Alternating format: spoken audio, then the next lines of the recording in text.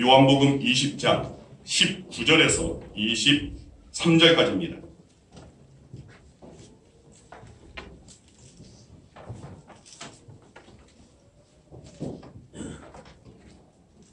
요한복음 20장 19절에서 23절까지 말씀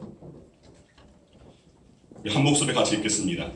이날 곧 안식 후 첫날 저녁 때에 제자들이 유대인들을 두려워하여 모인 곳에 문들을 닫았더니 예수께서 오사 가운데 서서 이르시되 너희에게 평강이 있을지어다. 이 말씀을 하시고 손과 옆구리를 보이시니 제자들이 주를 보고 기뻐하더라. 예수께서 또 이르시되 너희에게 평강이 있을지어다. 아버지께서 나를 보내신 것 같이 나도 너희를 보내노라. 이 말씀을 하시고 그들을 향하사 숨을 내쉬며 이르시되 성령을 받으라. 너희가 누구의 죄든지 사하면 사하여질 것이요 누구의 죄든지 그대로 두면 그대로 있으리라 하시니라. 아멘. 기도하겠습니다. 아버지 감사합니다. 주님, 부활의 날 주님께 영광을 올려드릴 수 있는 저희들 되게 해주시니 감사합니다. 이 시간 주의 말씀을 대합니다. 말씀 앞에 겸손케 해주시고 말씀 가운데 저희들이 순종하며 주님의 그 영광에 참여하는 저희 모두가 되어지길 원합니다. 특히 오늘 기도할 것은 우리 양훈교회 새 가족을 허락하여 주시니 감사합니다. 우리 노도경 성도님 또 우리 박상훈 형제 주님께서 우리 양훈교회 한 가족 되게 하셨사오니 저희들이 보이지 않는 가운데 하나님께서 저들을 안으시고 이곳에 이르게 하신 줄 믿습니다. 그 가운데 우리 양훈교회의 만남이 인생 최고의 만남 되게 하여 주시고 주님과의 만남을 이루게 하여 주시고 그라여 함께 하나님의 나라를 사모하며 오늘 그 영광에 참여할 수 있는 저희들 되게 하여 주시옵소서. 이 시간 말씀 가운데 역사하여 줄 믿고 감사드리오며 예수 그리스도 이름으로 기도드리옵나이다. 아멘. 자, 우리 옆사람 두 사람과 우리 인사 나누겠습니다. 잘 오셨습니다. 주의 이름으로 사랑합니다. 주의 이름으로 축복합니다. 자, 오늘은 한 가지 더 인사만을 전합니다. 예수 부활하셨습니다. 예수 부활하셨습니다. 자, 이 부활의 영광에 참여할 수 있는 저와 여러분 되어지길 소망합니다. 예수 그리스도의 부활. 원래 그 부활은 우리 기독교에 있어서 가장 중요한 날입니다. 가장 중요한 날이니까 1년에 3번 오신 날 우리 최정성도님도 오늘 나오셨습니다. 그러나 모든 날들이 우리 최정성도님한테 이제는 중요한 날이 되기를 소망합니다. 이런 부활의 기쁨은 그저 매해 이 시기에 때만 부활을 함께하고 기뻐하고 올 것이 아닙니다. 사실은 모든 주가 모든 날들이 모든 주어지는 그 시간이 오늘 우리들에게서 부활 신앙을 가지고 나아가야 할 때, 바로 그렇게 나아갈 때 우리의 삶에 승리가 있을 줄 믿습니다. 자, 금요일 골고다 언덕에 십자가에 주님께서 달리셨습니다. 그리고 죽으시고 무덤에 장사 지내받으신 예수님께서 정확하게 제3일 약속하신 그 3일 만에 다시 살아나신 날, 바로 그 날이 오늘 부활절입니다. 자, 기독교는 부활의 종교입니다. 예수님의 그 부활이 우리 기독교 진리의 핵심 가운데 하나이고 또 우리의 신앙의 기초가 됩니다. 예수님이 부활하지 않았다면 우리 기독교는 이 세상에 존재할 수가 없습니다. 그렇게 예수님의 십자가 죽음과 부활의 가치는 너무나 중요하게 우리 모두가 반드시 알아야 되고 그 무게를 인식할 수 있어야 됩니다. 자, 말씀 한번 보겠습니다. 요한복음 11장 25절 26절입니다. 요한복음 11장 25절 26절 말씀 같이 읽겠습니다. 예수께서 이르시되 나는 부활이요 생명이니 나를 믿는 자는 죽어도 살겠고 무릇 살아서 나를 믿는 자는 영원히 죽지 아니하리니 이것을 네가 믿느냐. 아멘. 주님께서 부활이요 생명 되십니다. 그리고 그것을 믿는 자는 죽어도 살겠고 죽음이 끝이 아니라는 겁니다. 죽음이 있다 할지라도 영원한 그 나라가 우리 가운데 준비되어 있다는 겁니다. 아마 여러분들이 정말 좋아하는 TV 그 드라마, 아주 뭐 유명한 그 TV 드라마를 이렇게 보면서 또 보았을 때에 어느 순간 시간이 더 지난 다음에 딱 멈추고 다음에 계속, 다음 주에 계속. 아마 이러면 마음에 좀만 더 하지, 좀만 더 하지. 그럼 뭐 다음에 계속 한다고 하니까 또 그러면서 기다릴 겁니다. 이런 믿음의 인생도 마찬가지입니다. 실패와 좌절과 절망이 있고, 더 나아가서는 죽음이 닥쳐도 아쉽지만 끝은 아닙니다. 오늘 분명히 이것을 알아야 됩니다. 그 다음에 계속이 있습니다. 제가 몇 년 전에 조지아주 애틀랜타에 가서 거기에서 이제 여러 뭐 교수님과 또 목사님들 함께 그 옆에 애틀랜타는 조지아주에 속해 있습니다. 그 아래는 플로리다주고 그 옆에가 엘레바마 그 주입니다. 자, 이 엘레바마 그 주에 버밍햄이라는 그 지역이 있습니다. 자, 이 버밍햄이라는 곳에 4시간에 걸쳐서 차를 몰고 이렇게 갔습니다. 그리고 그곳에서 브라이어드 교회라는 미국 PCA 그 장로 교단에 이 PCA 교단을 창설하신 프랭크 바크 목사님, 지금도 생존해 계십니다. 자, 이 프랭크 바크 목사님을 또 만나고 또 그 강의를 잠깐 들었습니다.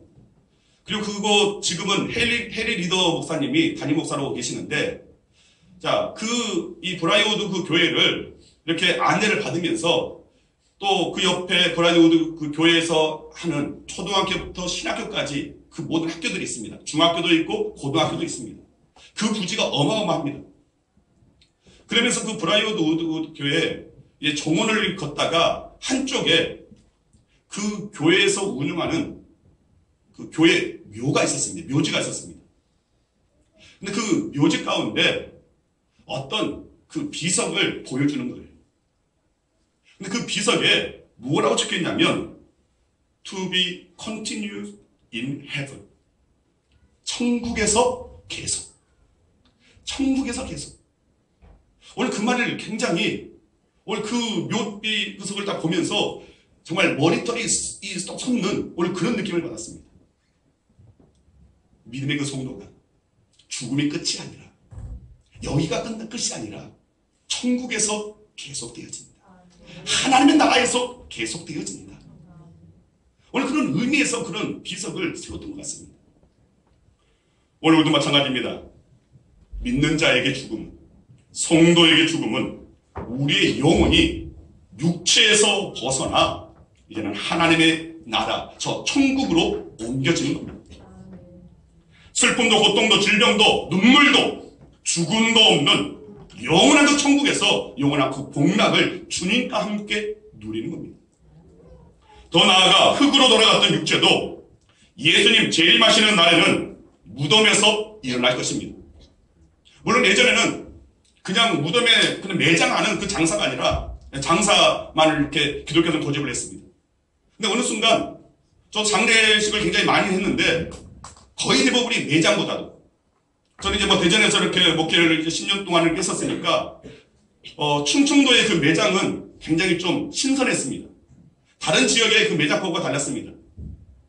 다른 데는 그냥 관에 시신을 두고 관채 매장을 하는데 충청도에서 보니까 탈장을 하는 거예요. 탈관을 하는 거예요.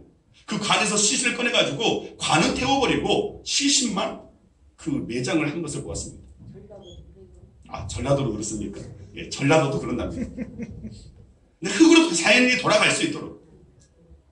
근데 어느 순간 이제 그런 매장하는 그 장례에 참여하는 것보다 거의 화장터에 나아가서 화장 예배를 드리고, 그리고 이제 그 유골을 담아서 이후에 낙골당에 가서 또 안장 예배를 드리는, 그렇게 그 예배가 조금씩 바뀌어지고 또 그 화장하는 가운데 많은 그 예배를 참석하는 경우가 있었습니다. 자, 이전에는 화장한다는 것을 기독교인들이 두려워했습니다. 왜냐하면 예수님이 재림하실 때 우리의 육신이 땅에서 무덤에서 그 무덤을 열고 이제는 거룩한 영화로운 이 부활체로 변화될 것이다. 영화로운 오늘 육신을 입을 것이다 라고 오늘 그 성경의 말씀이 기인하여서, 그런데 우리가 화장해버리면 어떻게 되어집니까? 화장해서 뿌려버리면 다시금 오늘 주님을 맞이할 수 있는 그 영혼과 함께 부활처로 영화로운 몸을 입을 수 없는 건 아닙니까? 그런 가운데서 기독교에서는 한때 화장을 금기시했습니다. 그런데 어느 순간 이제 그 화장 가운데 많은 이들이 동참합니다. 왜 그렇습니까? 우리가 하나님의 능력을 어느 순간 한계 지었다는 거예요. 하나님의 그 능력 가운데 예수님께서 재림하실 때 오늘 우리의 육신이 어떻게든 하장하여 어느 곳에 흩뿌려졌든 부활하시는 주님, 다시 오실 그 주님, 그 주님으로 인하여서 우리의 육신, 그 죄는 모아질 것이고 그 가운데 영화로운 그 몸을 입게 되어진다는 것입니다. 이것을 우리는 인정할 수 있어야 됩니다. 오늘 그 예수 그리스도의 그 재림을 우리는 모든 그리스도인들이 기다립니다. 사모합니다. 그러나 막연히 기다리는 자가 있고 잠자듯이 기다리는 자들이 있습니다. 그리고 그것과 상관없는 오늘 그런 삶을 사는 자들도 있습니다. 그러나 진정한 그리스도인들은 예수 그리스도의 다시 오실 그날을 사모하면서 그리고 날마다 깨어있는 바로 지금 주님이 오시면 나의 믿음이 살아있음을 깨어있음을 주님 앞에 보일 수 있는 그런 신앙 가운데 오늘 우리들은 있어야 됩니다. 그래서 하나님의 그 말씀이 날마다 주님의 그 말씀이 날마다 내 삶 가운데 살아있는 것, 또 주님께서 주시는 그 사명을 감당하는 삶, 오늘 그런 삶을 좋아하는 살아야 할 줄 믿습니다. 2차 세계대전의 영웅 윈스턴 처칠 수상의 이야기입니다. 자, 이 처칠은 평상시에 유머가 굉장히 넘치는 괴짜였다고 합니다. 그런데 그가 죽었을 때 유언을 했는데 그의 장례식 할 때 처음에는 시침 나팔을 불어달라. 그리고 마지막에는 장례의 그 마지막에는 기상 나팔을 불어달라라고 그렇게 요청을 했습니다. 자, 장례식에 시침 나팔을 분다. 그건 어느 정도 이해가 갑니다. 그런데 장례를 마칠 때에 기상 나팔을 불어달라. 그건 왠지 이해가 잘 되지 않습니다. 그런데 거기에는 윈스턴 그 처칠의 신앙 고백이 담겨져 있습니다. 죽으면 우리 영혼이 천국에 가고 육체는 잠시 쉬다가 주님께서 다시 오시는 그날 천사장의 나팔 소리와 함께 무덤에서 일어나 부활할 것이라는 그의 신앙이었습니다. 이런 신앙이 저와 여러분들도 있어야 할 줄 믿습니다. 오늘 본문은 예수님께서 십자가에 달려 돌아가셨다가 부활하신 첫날 저녁에 그의 제자들이 모여있는 곳에 나타나시는 일입니다. 그리고 거기서 하신 말씀에 대한 기록입니다. 자, 무덤에서 살아나오신 예수님께서는 제자들이 모여있던 곳에 오셔서 제자들 가운데 서셨습니다. 그리고 말씀하십니다. 너희에게 평강이 있을지어다. 자, 너희에게 평강이 있을지어다 하는 것은 유대인들에게 있어서 일반적인 그런 인사고입입니다. 그러나 이 너희에게 평강이 있을지어다는 말이 21절에서도 예수님께서 그 말을 반복하셨습니다. 이것을 반복하셨다는 것은 그 인사가 단순한 인사말이 아니라는 겁니다. 무언가 다른 어떤 의미를 두고 더 깊은 의미를 두고 예수님께서는 제자들에게 너희에게 평강이 있을지어다, 너희에게 평강이 있을지어다라고 반복했다는 겁니다. 자, 우선 제자들은 십자가 사건 이후에 저들은 두려움에 떨고 있었습니다. 그래서 그들이 모인 곳에 문을 굳게 걸어 잠그고 있었습니다. 두려움으로 문을 걸어 잠그고 모인 그곳에 문을 걸어 잠갔음에도 불구하고 그곳에 예수님께서 소리도 없이 그들 가운데 호련히 나타나셨다는 겁니다. 그것을 보고 크게 놀랐습니다. 자, 같은 사건을 전하는 누가복음 병행 구절에 있는 말씀입니다. 누가복음 24장 36절 37절 말씀 한번 보겠습니다. 누가복음 24장 36절 37절입니다.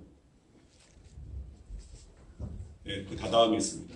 네, 36절 37절 같이 한번 읽겠습니다. 이 말을 할 때에 예수께서 친히 그들 가운데 서서 이르시되 너희에게 평강이 있을지어다 하시니 그들이 놀라고 무서워하여 그 보는 것을 영으로 생각하는지라. 자, 여기에서는 예수께서 친히 그들 가운데 서서 너희에게 평강이 있을지어다 이렇게 말했습니다. 그러자 제자들이 놀라고 무서워하며 그 보는 것을 영으로 생각했다라고 했습니다. 모습이 예수님 같긴 했지만 문을 단단히 걸어 잠그고 있었기 때문에 설마 예수님이 두려워하셨으라는 짐작도 하지 못했다는 겁니다. 그러니까 유령이 나타난 것 아닌가 그렇게 생각을 했다는 겁니다. 그것으로 말미암아 두려워했다는 겁니다. 자, 오늘 본문 20절은 예수님께서 너희에게 평강이 있을지어다라고 말씀하신 다음 그 다음에 당신의 손과 발 옆구리를 제자들에게 보여주셨습니다. 이것은 예수님을 알아보지도 못하고 유령으로 여기면서 두려워하는 그 제자들에게 당신 자신을 알리시고 믿게 하기 위해서 십자가 달리셨던 우리를 사랑하여서 남은 주님의 그 사랑의 그 흔적, 십자가의 흔적을 보여주신 것입니다. 이렇게 너희에게 평강이 있을지어다 하신 예수님의 그 말씀은 단순한 인사를 넘어서서 제자들의 두려움을 상당히 가라앉히는 효과가 있었을 것입니다. 자, 그런데 제자들의 두려움은 단순히 그들 앞에 나타난 존재가 걸어 잠긴 문을 통과했다는 그 사실에서만 오는 것이 아니었습니다. 문을 잠그지 않았더라도 이 제자들에게는 주님을 다시 뵙는 것 그 자체만으로도 두렵고 떨리는 일이었을 겁니다. 왜 그랬을까요? 베드로는 예수님을 모른다고 3번씩이나 부인했습니다. 다른 제자들도 주님을 버리고 도망했었습니다. 그런 그들에게 그리고 주님께서 정말 십자가 그 대속의 죽음을 당하셨음에도 불구하고 그들은 혹 자기에게 불똥이 될까봐 한 곳에 모여서 문을 걸어 잠그고 그렇게 모여있는 그들의 당당치 못하는 그 믿음의 모습, 당당하지 못하는 그 제자의 그 모습, 오늘 그 모습 가운데 예수님께서 찾아오신 겁니다. 그런 제자들에게 너에게 평강이 있을지어다. 오늘 이것은 제자들의 배신과 비겁함과 또 그들의 그 모든 것들을 주님께서는 용서하신다는 오늘 그런 의미가 담겨져 있습니다. 그들의 그 허물에 엉망도 추궁도 하지 않으시고 기억도 하지 않으시겠다는 뜻을 함축하고 있는 겁니다. 만약 예수님께서 너희가 평안하냐라고 물으셨다. 너희가 평안하냐라고 물으셨다면 오늘 거기에 다른 어떤 의미로 받아들일 수도 있을 겁니다. 좀 미묘하게 들렸을 겁니다. 그런데 예수님께서는 너에게 평강이 있을지어다라고 하면서 일방적으로 기원하시고 일방적으로 선언하시고 선포하고 계시다라는 겁니다. 이것은 제자들에게 예수님으로부터의 용서를 확신하게 할 수 있는 말씀입니다. 용서의 확신, 이것은 주님의 부활이 가져온 선물의 가장 핵심적인 내용입니다. 자, 그러자 20절에 제자들이 주를 보고 기뻐했다고 했습니다. 부활하셔서 제자리에 오신 주님은 그들의 그 수치심과 두려움과 슬픔을 기쁨으로 바꿔주셨습니다. 자, 여기서 우리는 요한복음 16장 20절에서 22절에 나온 예수님의 그 말씀을 생각해 볼 수 있습니다. 말씀 보겠습니다. 요한복음 16장 20절에서 22절 같이 읽습니다. 내가 진실로 진실로 너희에게 이르노니 너희는 곡하고 애통하겠으나 세상은 기뻐하리라. 너희는 근심하겠으나 너희 근심이 도리어 기쁨이 되리라. 여자가 해산하게 되면 그때가 이르렀으므로 근심하나 아기를 낳으면 세상에 사람 난 기쁨으로 말미암아 그 고통을 다시 기억하지 아니하느니라. 지금은 너희가 근심하나 내가 다시 너희를 보리니 너희 마음이 기쁠 것이요 너희 기쁨을 빼앗을 자가 없으리라. 즉, 이 말씀대로 예수님께서는 두려움 가운데 있는 그 제자들에게 이제는 그 두려움을 몰아내게 하여 주시고 기쁨으로 그 두려움을 바꿔주셨다는 겁니다. 그들의 근심과 그들의 염려와 그들의 그 불안과 그들의 그 두려움을 예수님께서는 부활하셔서 그들에게 찾아오셔서 너에게 평강이 있을 자다 하면서 그들의 그 모든 부정적인 것들을 이제는 긍정의 그 기쁨으로 주님으로 함께하는 그 기쁨으로 오늘 그를 바꾸어 주셨다는 겁니다. 이것이 바로 주님께서 우리에게 주시는 또 다른 선물입니다. 평강의 선물입니다. 부활하신 예수님께서 제자들에게 기원하신 평강, 곧 샬롬의 근원을 우리는 한번 생각해 볼 수 있어야 됩니다.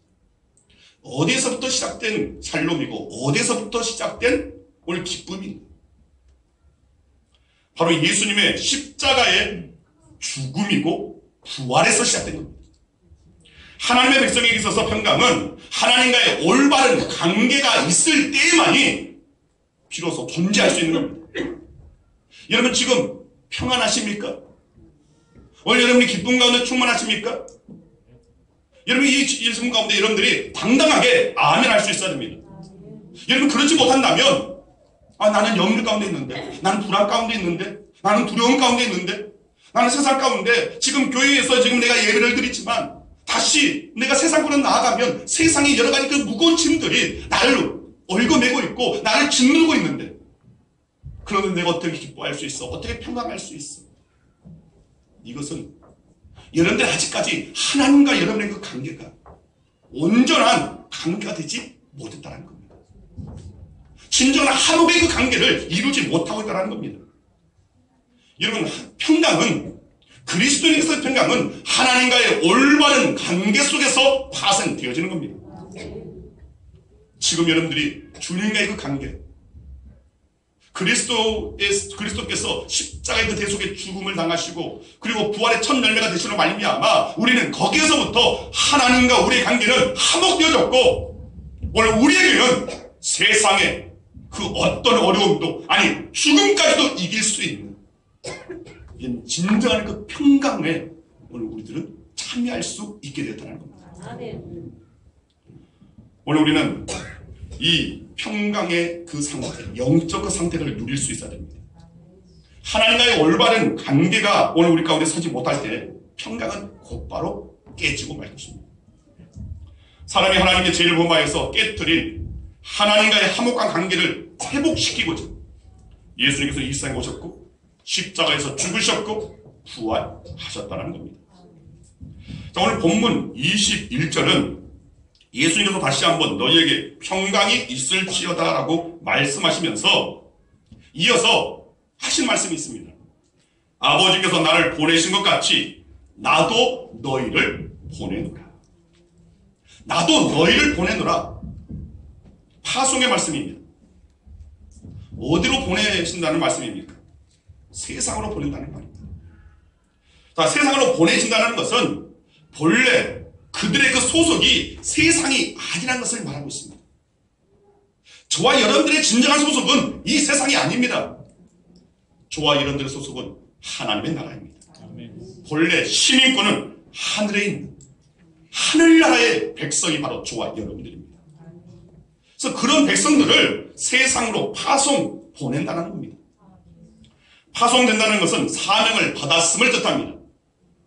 부활하신 주님께서 다시 만나신 제자들에게 그리고 이 말씀을 통하여 저와 여러분들에게 사명을 주셨음을 가리킨다는 겁니다. 하나님 나라와 구원의 기쁜 소식을 전하라는 그런 사명을 우리에게 주셨습니다. 부활하신 주님께서 다시금 제자들을 찾으신 것은 그들과 놀며 그들과 함께 즐기시기 위해서가 아니었습니다. 제자들에게 일을 주시기 위해서 그들에게 사명을 주시기 위해서 오셨다는 겁니다. 무슨 일입니까? 하나님의 일입니다. 무슨 일입니까? 예수 그리스도께서 하셨던 일입니다. 아버지께서 나를 보내신 것 같이 나도 너희를 보내노라. 이것은 하나님께서 그 아들 예수 그리스도를 세상에 보내시며 뜻하신 그 일을 제자들이 그리고 저와 여러분들이 해야 한다는 겁니다.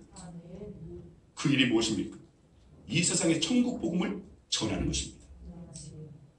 마태복음 28장 19절에서 20절 말씀 같이 보겠습니다. 같이 있습니다. 그러므로 너희는 가서 모든 민족을 제자로 삼아 아버지와 아들과 성령의 이름으로 세례를 베풀고 내가 너희에게 분부한 모든 것을 가르쳐 지키게 하라. 볼지어다 내가 세상 끝날까지 너희와 항상 함께 있으리라 하시니라. 아멘. 또 마가복음에서도 부활하신 예수님께서 자, 마가복음 16장 15절에 너희는 온 천하에 다니며 만민에게 복음을 전파하라. 또 요한복음 21장에도 베드로에게 부활하신 예수님께서 갈릴리 호수에서 물고기 잡는 오늘 그 생업으로 돌아갔던 베드로에게 찾아오셔서 네가 나를 사랑하느냐 물으신 다음에 내 양을 먹이라, 내 양을 치라 3번 반복하셨습니다. 자, 이 모든 것은 모든 민족과 온 천하에 천국 복음을 전할 사명, 우리가 감히 하나님 나라의 사역에 도구로 쓰임받는 것, 이것 또한 우리가 받은 주님의 부활의 선물이라는 겁니다. 어떻게 사명의 선물이 될 수 있습니까? 일하라고 하는데 어떻게 그게 선물이 될 수 있습니까? 라고 물을 수도 있습니다. 그러나 정말 부족하기 짝이 없는, 연약하기 짝이 없는 저와 여러분들을 하나님의 나라에 확장하는 일에, 하나님께서 영광받으신 일에, 거룩한 일에, 그 영광의 도구로 우리를 사용하여 주신다는 것, 그거 자체가 선물 아닙니까? 그거 자체가 은혜 아닙니까? 여러분들의 입술 가운데 항상 습관적으로 나와야 할 말이 써주셔서 감사합니다. 쓰임마다 영광입니다. 이 말이 오늘 우리 가운데 터져나와야 됩니다. 주님께서 나를 사용해 주시니 감사합니다. 주님께서 나를 써주시니 감사합니다. 나의 시간을 써주시고 나의 물질을 써주시고 나의 열심을 써주시고 오늘 나의 모든 것을 사용해 주시니 감사합니다. 자, 여러분에게 말씀드렸습니다. 오병의 그 기적보다 더 큰 은혜, 더 큰 기적, 더 큰 축복은 바로 우리 각자가 주님의 손에 들린 오병이어야 되는 거예요. 우리 각자 한 사람 한 사람이 주님의 손에 들린 물고기가 되는 것, 떡 하나가 되어지는 것, 그것이 바로 은혜이고 그것이 바로 우리에게 주어지는 가장 큰 축복이라는 겁니다. 주님께서 나를 사용하여 주신다. 주님께서 우리 가정을 사용하여 주신다. 주님께서 우리 교회를 사용하여 주신다. 오늘 이것은 너무나 큰 은혜이고 축복이고 주님께서, 부활하신 주님께서 우리에게 주시는 선물이라는 겁니다. 우리 주님께서 주시는 이 부활의 그 선물을 발견할 수 있어야 합니다. 여러분, 웰치라는 어떤 그 음료수를 여러분 아실 겁니다. 한번 보셨죠? 저는 보셨습니까? 웰치. 자, 이 웰치라는 그 음료, 이건 뭐 포도주로 이렇게 포도를 만든 건데 여기는 알코올이 들어있지 않는 음료수입니다. 자, 이 웰치 음료회사 세계적인 기업입니다. 자, 그 창업자가 이 찰스 웰치인데, 이 찰스 웰치는 그는 본래 아프리카 선교사로 그렇게 나가려고 했었습니다. 그런데 그와 그의 아내가 선교사로 나아가기 위해서 신체 검사를 받습니다. 병원에서 여러 가지 이제 검사를 받고 나서 그 검사 결과가 이 웰치는 괜찮은데 웰치의 그 아내가 당시 그 선교지의 그 아프리카의 오늘 지역의 그 기후나 그 토양에 전혀 적합하지 않는 오늘 그런 신체를 갖고 있다고, 도저히 어떤 그 체질이 맞지 않다는 그 결과를 받게 됩니다. 그래서 그 선교사의 그 지원하면서 탈락을 하게 됩니다. 그는 실망한 채 고향으로 돌아갔습니다. 방황하다가 그리고 깨닫고 결심합니다. 선교사로 가지 못하면 좋은 일로 돈을 벌어서 선교사들을 후원하면 되지 않겠나라고 생각합니다. 그래서 그가 한 일이 있습니다. 원래 그의 아버지가 감리교 목사이면서 치과 의사였습니다. 그런데 그 아버지가 이제 신앙적인 이유로 성찬에 쓰이는 그 포도주에 알코올이 들어있는 것, 그거에 대해서 굉장히 고민을 많이 했었답니다.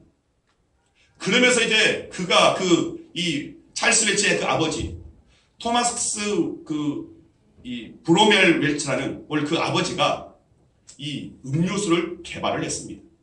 그래서 성찬용 포도즙을 만들었습니다. 그리고 그 아들인 이 찰스 웰치가 그 사업을 물려받아서 주님만 위해 돈을 쓰리라라고 결심하고 최선을 다합니다. 그 결과 세계적인 기업을 일구었습니다. 그리고 그는 하나님의 약속 드린 대로 그의 수입의 그 절반을 선교에 쓰이게끔 그렇게 했습니다. 한 번 왔다 가는 그런 인생의 원래 그 세상의 그 소유에만 고집할 것이 아니라 십자가가 사라지게 되는 것, 그건 험한 일이기 때문에 부활의 주님을 만나 오늘 그 부활의 그 주님의 말미암아 우리에게 얻어지는 영원한 그 생명, 하나님의 그 나라에 그는 마음을 두고 또 그는 목적을 두고 그 하나님의 그 나라의 영광을 위해서 이 땅에서도 열심으로 영원한 가치, 그냥 세상에 썩어지고 마는 그런 가치가 아니라 영원한 그 가치를 두고 달려갔다는 겁니다. 오늘 저와 여러분도 마찬가지입니다. 부활하신 예수 그리스도로 말미암아 우리에게 주어진 것이 무엇입니까? 부활의 소망입니다.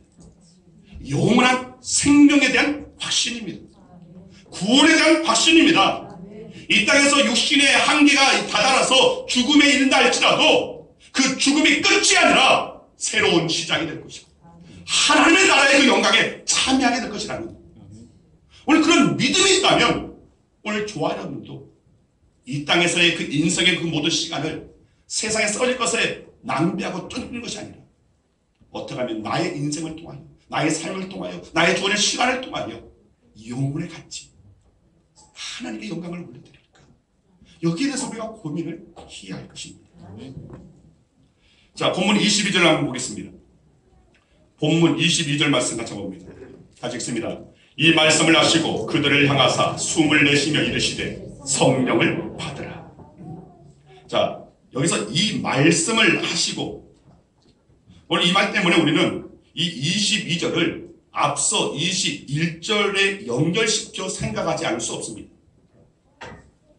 즉 예수님께서 제자들에게 아버지께서 나를 보내신 것처럼 나도 너희를 보내노라, 사명을 주시고 파송하시는 일과 연관되어서 제자들에게 성령을 받으라라고 하셨다는 겁니다.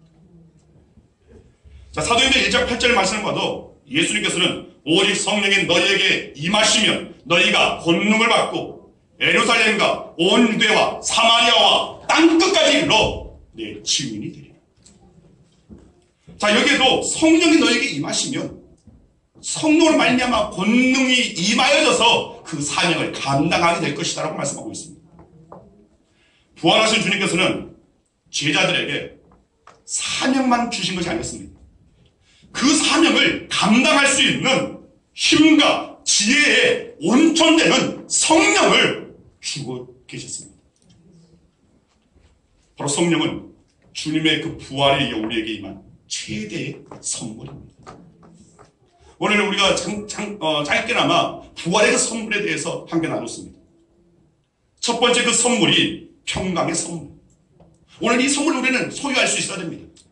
예수 그리스도의 그 십자가의 대속의 죽음과 부활로 말미암아 하나님과의 관계가 회복되어져서 진정한 평강을 누릴 수 있는 이 선물을 우리는 받았습니다. 그리고 하나님 나라 사역자로 사용하여 주시는, 써주시는 사명의 선물을 저와 여러분들은 받았습니다.